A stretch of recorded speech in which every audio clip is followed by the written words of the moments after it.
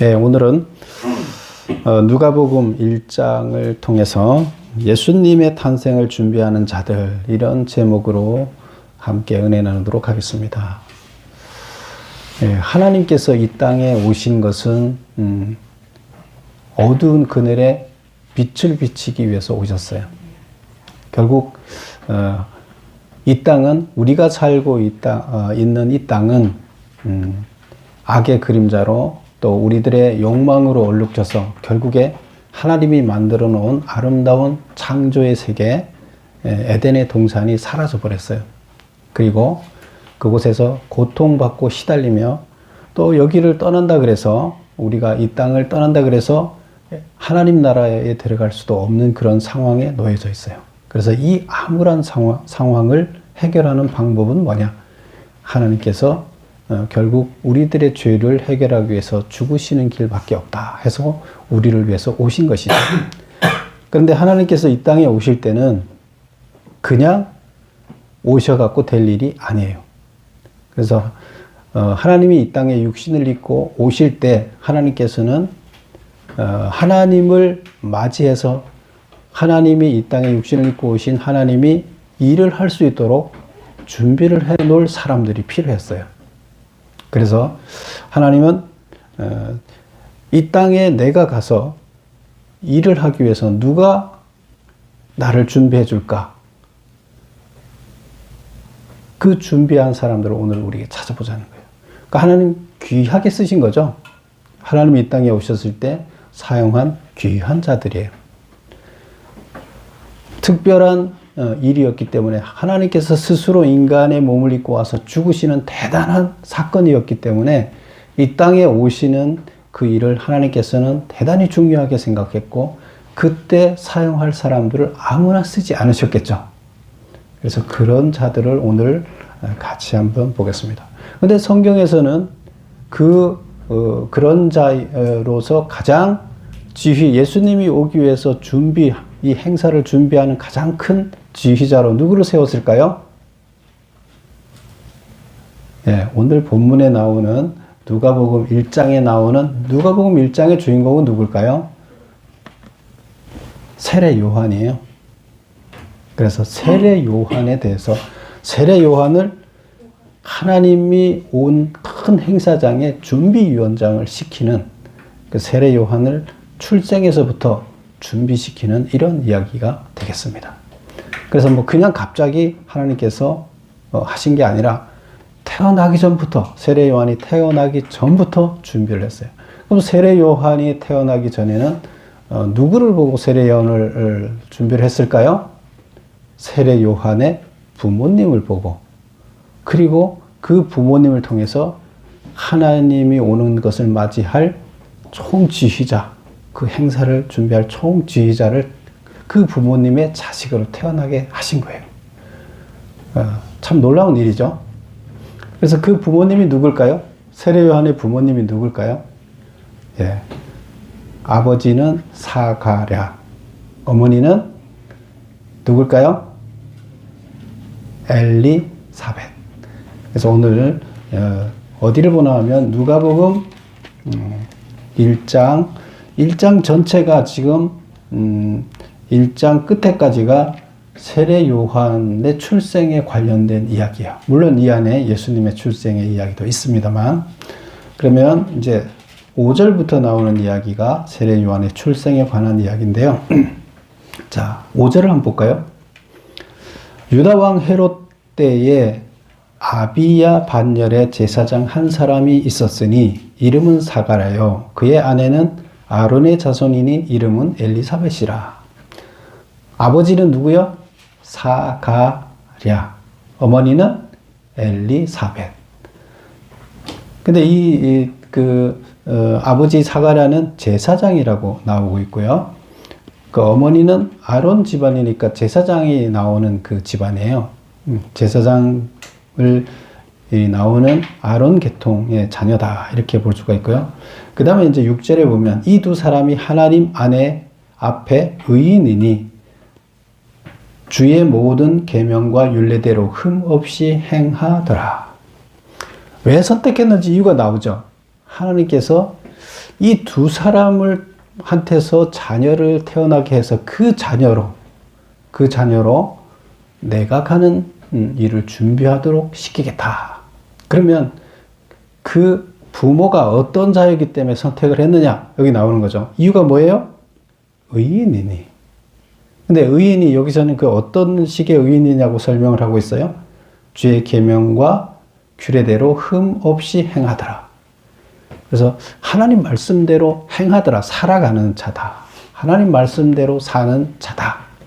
그래서 그들 가운데 하나님의 오는 준비 연장을 태어나게 하셨다. 이런 얘기가 되겠습니다.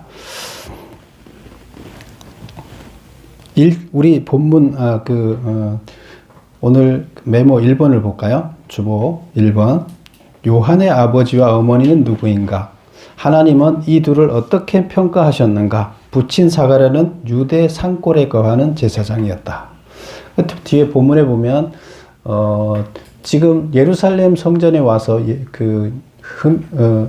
흠향을 올리는 일을 하지만 실제적으로는 이게 거기 살지 않고 시골에 살고 있는 제사장으로 되어 있고요. 그 다음 모친 엘리사벳은 아론의 자손이며 잉태하지 못하는 여인이다. 애를 못 낳는 거예요. 애를 못 낳는 여인이고, 이 둘은 나이가 많았으며 주의 말씀대로 행함으로 하나님께 의인으로 여겨졌다. 나이가 많아서 애를 못 낳아요, 이제는. 그리고 하나님 말씀대로 살아가는 의인이에요. 자, 보겠습니다. 2번. 사가랴가 순번에 따라 성전에서 분향할 때 주의 사자가 전해준 말은 무엇인가? 이제 그 아버지가, 세례 요한의 아버지 사가랴가 성전에서 분향할 때, 유대 예루살렘 성전에서 분향을 하는데, 성전에 보면 성소가 있고 지성소가 있어요. 지성소에는 누구만 들어갈 수 있어요? 대제사장만 1년에 한 번 들어갈 수 있어요. 그리고 성소에는 제사장이 들어가는데 제사장이 매일 아침마다 들어가서 거기 촛불을 켜고 끄고 저녁에는 촛불을 켜고 아침에는 끄고 그 분향을 올리고 이렇게 합니다. 그 예배를 드리는 거죠. 그런 일을 제사장들이 돌아가면서 했어요. 이스라엘의 제사장이 한 2만 명 정도 된다고 해요. 그런데 전체가 가는 게 아니라 여기 가는 그 제사장들을 이렇게 골라서 순번제로 돌아가면서 이렇게 하게 했는데 몇 달씩 돌아가면서 그 일을 행하도록 이렇게 했었다고 합니다. 그래서 그때 자기 순번이 와서 여기에 간 거예요. 시골에 살다가 자기 순번이 와서 이제 여기 간 겁니다. 그래서 그때 분향할 때 주의 사자가 나타났어요. 그 안에 들어가서 분향을 하는데 주의 사자가 나타나서 내 아내 엘리사벳이 내게 아들을 낳아주리니 그 이름을 요한이라 하라. 이렇게 얘기를 합니다. 누가 나타났다고요? 주의 사자, 천사. 하나님이 보낸 천사가 나타나서 예배드리고 있는, 분향하고 있는 제사장한테 이렇게 나타나서 놀랐겠죠? 깜짝 놀랐죠. 놀라지 말라 하면서 이렇게 얘기를 합니다. 3번 보겠습니다. 말을 의심하는 사가랴에게, 사가랴가 왜 의심하겠어요? 아니, 나이도 많은데 어떻게 아기를 낳습니까? 이 나이에 지금 잉태도 못하는 우리 마누라한테 어떻게 아기를 낳습니까? 그러니까 의심하는 거죠. 가브리엘 천사가 전해준 말은 무엇인가? 이 아이가 태어날 때까지 말을 못하게 될 것이다. 너 아이가 태어날 때까지 말을 못하게 될 것이다. 이렇게 얘기를 합니다. 그리고 벙어리로 6개월간의 순번을 마치고 집으로 돌아갔다. 사가랴는 6개월 동안 이렇게 번제하고 있는 거기에 6개월 동안 있었어요. 그러면 집에는 엄마 혼자 있었겠죠? 아버지는 여기 와서 분향을 하고 있었고 어머니는 집에 있었는데 그 사이에 6개월 사이에 임신이 된 거예요. 누가 임신시킨 거예요? 네, 하나님이 성령으로 잉태하게 했습니다.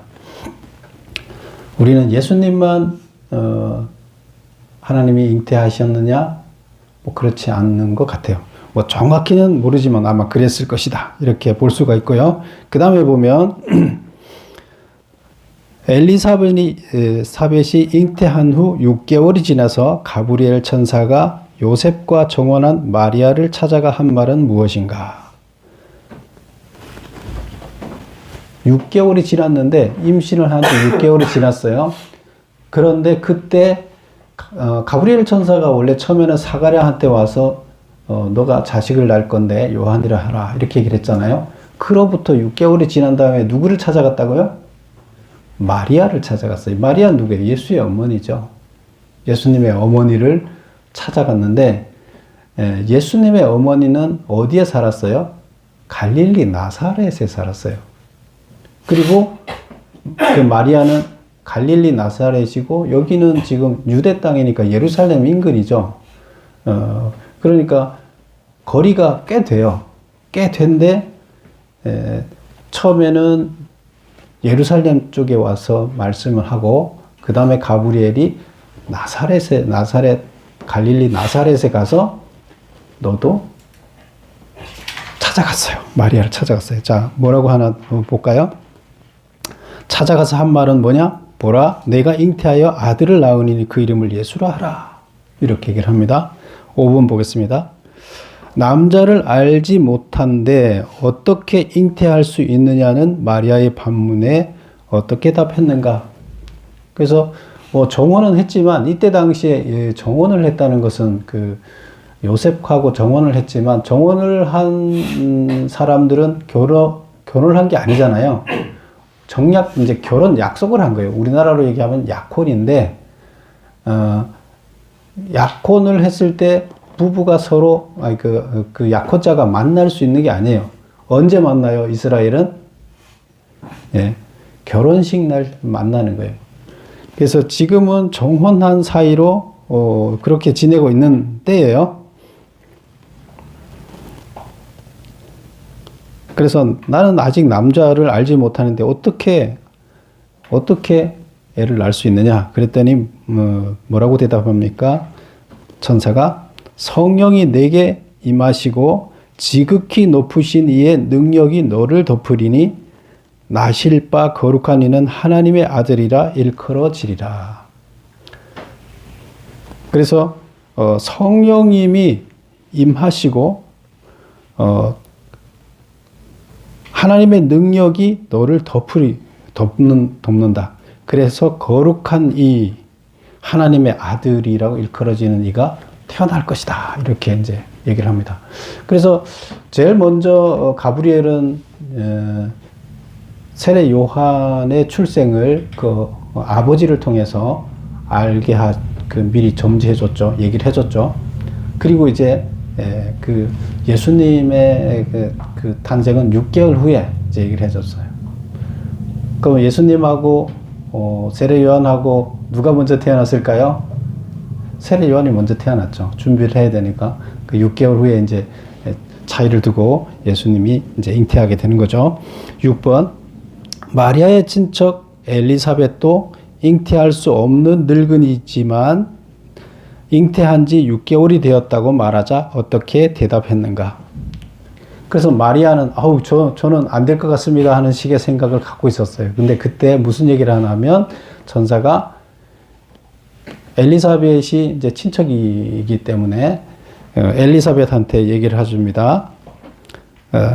엘리사벳이 잉태했다. 누가 잉태했다는 거예요? 하나님이 잉태하도록 했다. 그리고 6개월이 됐다. 이제 이렇게 얘기를 합니다. 그랬더니 그제서야 하나님께서 그 나이 드신 우리 친척 중에 잉태하지 못한다고 다 알려진, 애를 못 낳는 걸로 알려진 나이 든 우리 친척한테 임신을 하도록 하나님께서 하셨다. 그렇다 그러면 나도 임신할 수 있겠구나. 이제 이렇게 생각을 한 거죠. 그래서 말씀대로 그러면 이루어지게 해 주십시오. 저도 잉태해서 하나님의 아들을 낳게 해 주십시오. 이제 이렇게 이제 얘기를 하게 됩니다. 7번.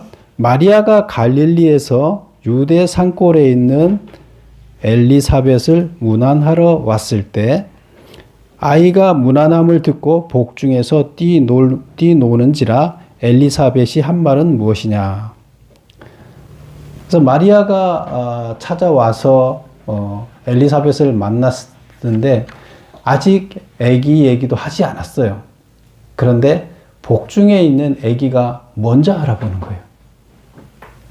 그리고 복중에 있는 아기가 먼저 요한이죠. 뱃속에 있는 요한이 먼저 예수님을 임신하고 있는 마리아가 왔다는 것을 알고, 그러면 예수님이 오신 거 아니에요, 지금.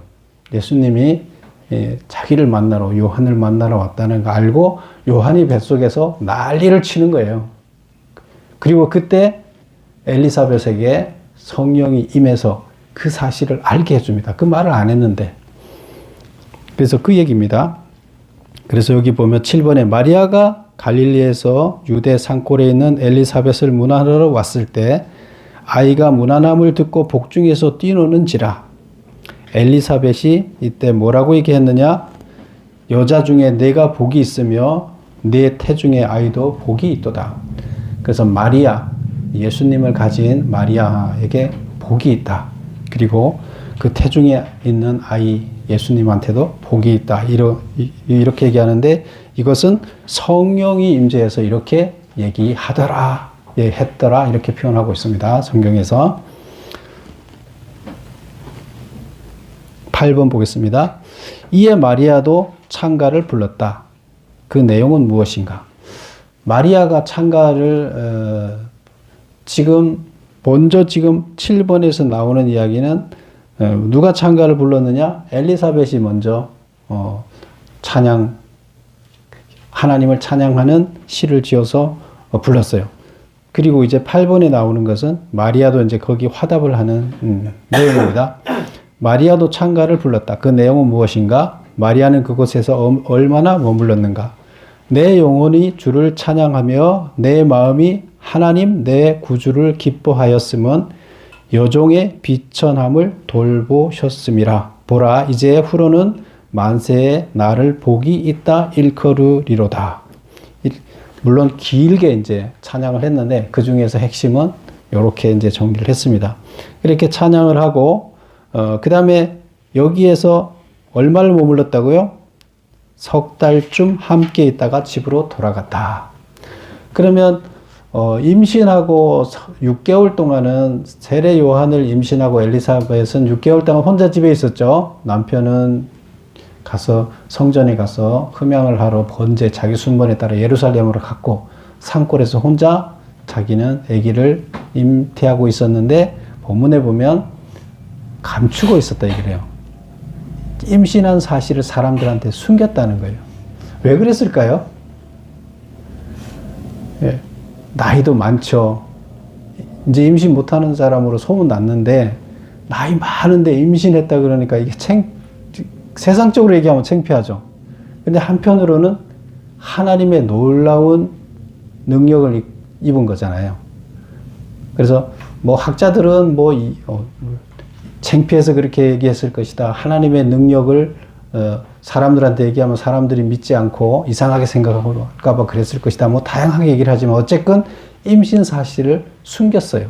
그러나 그 본인은 엄마 스스로는 엘리사벳 스스로는 하나님의 그 거대한 역사, 하나님께서 본인을 통해서 행하시는 그 놀라운 능력을 이미 체험하고 있은 거죠.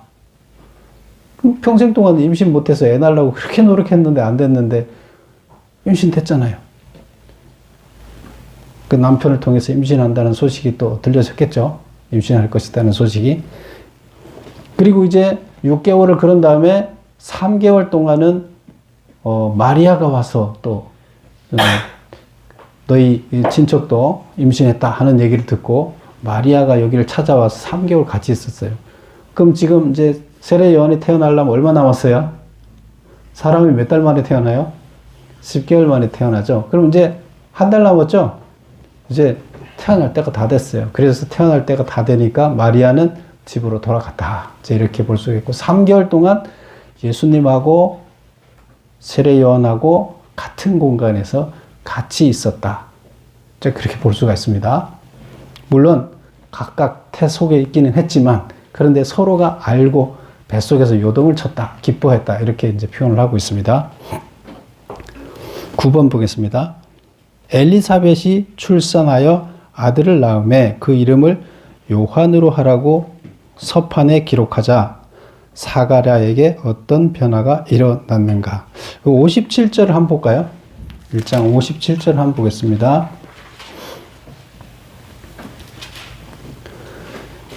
이제 요한이 출생하는 이야기인데요. 엘리사벳이 해산할 기한이 차서 아들을 낳으니 이웃과 친족이 주께서 그를 크게 긍휼히 여기심을 듣고 함께 즐거워하더라. 8일이 되매 아이를 할례하러 와서 그 아버지의 이름을 따서 사가랴라 하고자 하더니 그 어머니가 대답하여 이르되 아니라 요한이라 할 것이라 하매 그들이 이름에 내 친족 중에 이 이름으로 이름한 이가 없다 하고 그의 아버지께 몸짓으로 무엇으로 이름을 지으려 하는가 물으니 말을 못하니까 그가 서판을 달라 하여 그 이름을 요한이라 쓰매 다 놀랍게 여기더라. 그래서 이름을 원래는 이 이스라엘은 그 조상들 중에 어떤 이름을 이 자식들이 쓰게 돼 있어요. 그래서 이름이 옛날 그 뭐 할아버지든 증조 할아버지 누구 이름을 가져다 쓰거든요. 친척의 이름. 그런데 여기서는 그 이름을 쓰지 않고 엄마가 요한이라고 지라고 얘기를 했어요. 근데 아버지가 말을 못 하잖아요. 성전에서 요한이라 아들을 이름을 요한이라 지라고 천사가 알려줬지만 그러나 말을 못하니까 엄마한테 얘기를 안 한 거죠. 그런데 엄마가 이름을 어떻게 요한이라고 지었을까요? 성령의 역사죠. 그래서 요한이라고 사람들이 다 반대했는데 요한이라고 짓자고 하니까 그러면 아버지한테도 물어보자 하고 사가랴한테 물어보니까 사가랴도 서판에다 요한이라고 글씨를 썼다는 거예요. 그래서 사람들이 다 기이하게 여기더라. 서로 이름에 대해서 얘기하지 않는데 엄마와 아빠가 이름을 각각 일치하게 했더라. 두 분 다 하나님의 계시가 있었다 이렇게 볼 수가 있는 거죠. 그걸 통해서. 그래서 9번 이 일이 그 입이 곧 열리고 혀가 풀리고 말을 하여 하나님을 찬송하였다. 그래서 서판에 기록하고 이름을 이제 요한이라 짓고 나니까 이게 언제 며칠 태어난 지 며칠 있다가 이 일이 있었어요? 8일 할례하는 날 이때 이름을 지어요.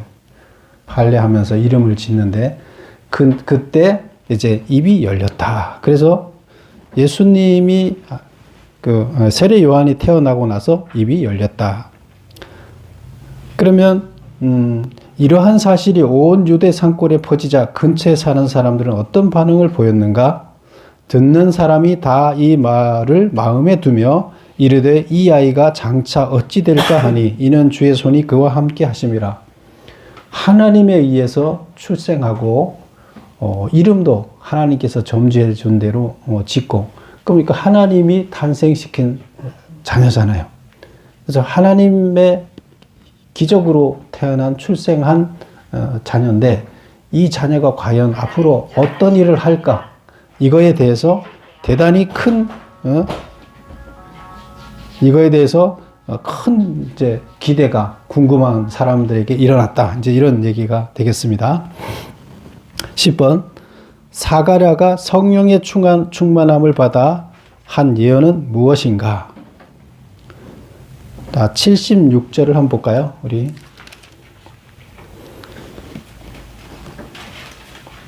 자, 아까 읽은 67절부터 79절까지 전체가 이제 사가랴가 입이 터져서 입이 이제 말을 못하고 있다가 말을 할 수 있게 되면서 하나님을 찬양합니다. 67절을 보면 그에 붙인 사가랴가 성령의 충만함을 받아 예언하여 이르되 그전에는 말을 못하고 있었는데 이제 입이 떠지면서 말을 하게 됐는데 그때 이제 예언을 하게 되는 이야기가 쭉 68절에서부터 79절까지 나옵니다. 근데 이제 그 중에서 뒷부분만 볼게요. 76절을 볼게요. 76절 이 아이여 내가 지극히 높으신 이의 선지자라 일컬음을 받고 이 아이가 누구예요? 요한이죠. 세례 요한. 세례 요한이여 자기 아들 얘기하는 거죠. 내가 지극히 높으신 이의 선지자라 일컬음을 받고 지극히 높으신 이는 누구예요? 하나님이죠. 하나님의 선지자라 일컬음을 받고 주 앞에 앞서가서 그 길을 준비하며 여기서 주 앞에 앞서간다 그러는데 주는 누구예요? 예수님을 얘기하는 것은 메시아. 예수님의 앞서간다는 것은 앞서 출생을 한다는 얘기죠. 앞서 출생을 해서 그 길을 준비하여 주의 백성에게 그 죄사함으로 말미암는 구원을 알게 하리라. 백성들이 죄를 사해서 구원을 받게 하는 일을 하게 될 것이다. 예수님이 그 일을 하는데 그 일을 돕는 자로서 세워졌으니까 그 일을 하게 될 것이다. 이 얘기를 하는 거죠. 그래서 이게 지금 아버지가 지금 메시아가 어떤 일을 하러 오시는지, 그 다음에 지금 이 세례 요한이 그 예수님을 앞서가서 오기 전에 어떤 일을 해야 되는지를 이미 아버지는 정확하게 알고 계시죠. 그래서 이것을 예언이라고 얘기하는데 예언이 뭐예요? 하나님께서 주신 말씀이에요. 자기 생각이 아니에요. 하나님께서 말씀을 여기다가 주었다는 거예요. 넣어놨다는 거예요. 그래서 그 말씀을 선포하는 거죠. 그래서 하나님이 그의 세례 요한의 아버지한테 정확하게 예언을 주심으로 인해서 그 의미가 아들의 탄생의 의미를 정확하게 알고 있다는 거죠. 그리고 무슨 일을 할 것인지 예수님이 또 와서 무슨 일을 할 것인지를 이렇게 설명하고 있다. 그 다음에 78절 볼까요? 이는 우리 하나님의 긍휼로 인함이라. 이로써 돋는 해가 위로부터 우리에게 임하여 어둠과 죽음의 그늘에 앉은 자에게 비치고 우리 발을 평강의 길로 인도하리로다. 그래서 결국에 예수님이 하는 일, 어떤 일이에요? 그 예수님이 하시는 일이 나오는 거죠. 78절 돋는 해가 위로부터 우리에게 임하여. 돋는 해가 태양과 같은 빛이 하나님의 빛, 하나님의 빛이 예수님을 통해서 이 세상에 비친다는 얘기를 하고 있고, 그래서 79절 어둠과 죽음의 그늘에 앉은 자에게 비치고 이 세상에 있는 모든 사람들한테 비춰서 평강으로 인도한다. 구원으로 인도한다. 이제 이런 얘기가 되겠습니다. 그래서 10번에 있는 그 사가랴가 성령 충만을 받아서 한 예언의 이야기를 보면 자기 자식이 왜 태어나는지, 하나님께서 왜 이렇게 역사를 하셨는지, 또 예수님이 왜 오셨는지를 이 메시지 속에 정확하게 담겨 있다. 근데 이것은 자기가 한 얘기가 아니라 하나님이 넣어준 이야기고, 그 예언을 통해서 세상 사람들한테 메시아와 메시아를 준비하는 자의 이야기를 정확하게 표현하고 있다. 이렇게 볼 수가 있습니다. 11번 보면 요한은 어떻게 자랐는가? 80절에 나와 있죠. 아이가 자라며 심령이 강하여지며 이스라엘에게 나타나는 날까지 빈들에 있으니라. 그래서 빈들, 광야에서 결국에 예수님이 오시기 전에 미리 태어나서 예수님도 어렸을 때는 공생활을 하지 않았잖아요. 그때 이 요한은 요한도 예수님처럼 공생애를 일찍부터 한 것이 아니라 어렸을 때는 광야에 가서 성장해 갔고 어느 날부터 공생애를 시작해서 예수님 활동하기 전에 준비를 했다. 이렇게 볼 수 있습니다. 그래서 결국에 요한이 한 일은 뭐냐면, 우리 연예인이 있다 그러면 유명한 연예인이 있다고 해보세요. 전 세계적으로 유명한, 우리나라 뭐 지금 방탄소년단이 얼마 전까지만 해도 최고의 연예인이었죠. 전 세계에. 그 사람이 나타나면 전 세계가 놀라서 뭐 경악을 했죠. 지금 케이팝이 유명해지면서 얼마 전에 우리나라 계엄령이 선포됐고 계엄령 현장에서 케이팝이 막 울려 퍼졌잖아요. 그리고 그게 전 세계 언론 매체로 나가니까 세계에 있는 젊은이들이 나 한국 가고 싶다. 난 저 현장에 가서 저 케이팝 듣고 싶다. 저기 있는 젊은이들은 너무 행복하겠다. 이렇게 얘기를 했다 그래요. 케이팝 들으러 공짜로 저렇게 케이팝을 들을 수 있지 않느냐. 뭐 이렇게 얘기를 했다 그래요. 제가 무슨 말을 하려고 그러냐면 그 유명한 가수가 그냥 그 행사를 하기 위해서 유명한 가수가 노래를 부르기 위해서 그 자리에 그냥 세워지는 것이 아니잖아요.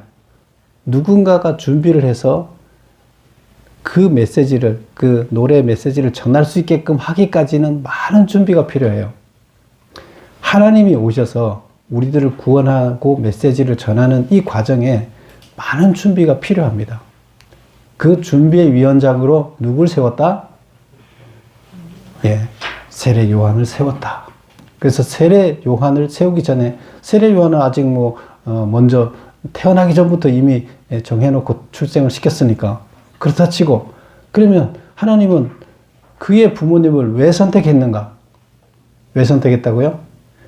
그들의 삶이 의인이었기 때문이었다. 하나님 보시기에 합당한. 그런데 그들이 대제사장도 아니에요. 그때 당시에 대제사장 있잖아요.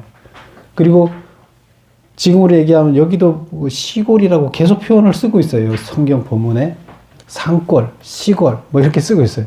그건 정말로 별 볼 일 없는 구석에 있는 목사였다는 뜻이에요. 그런데 하나님 보시기에는 그가 가장 위대한 자였다. 이렇게 표현하고 있습니다. 그래서 그 자를 통해서 그 자의 몸에서 자녀를 출생시키겠다. 얼마나 부모님이 중요해요. 하나님께서는 하나님의 일을 시킬 때 아무나 시키는 것이 아니라 하나님의 일을 하기에 합당한 자를 계속 찾으세요. 그래서 우리는 하나님이 찾는 그 한 사람이 되어야 돼요. 하나님께서 일을 시키고자, 하나님의 일을 맡기고자 사람을 찾기를 원하는데 그 찾는 한 사람이 내가 되어야 됩니다. 여러분 다 되실 수 있죠? 예. 그래서 하나님은 어떤 자를 찾으시느냐? 하나님의 일에 쓰일 수 있는 자는 하나님의 뜻에 합당하게 살아가는 자를 찾으신다. 그래서 오늘 우리가 살펴본 것에 의하면 세례 요한은 바로 하나님께서 미리부터 준비했는데 부모님을 통해서 미리부터 준비해서 예수님이 오시는 일을 총지휘를 하면서 그 행사장을 다 준비를 해서 메시지를 전하는 행사를 할 수 있게끔 만들어준 그런 자가 요한이었다. 하나님은 항상 사람을 통해서 일하신다 그랬어요. 하나님이 찾는 일하는 사람, 저와 여러분이 되시기를 축원합니다. 기도드리겠습니다. 아버지 하나님,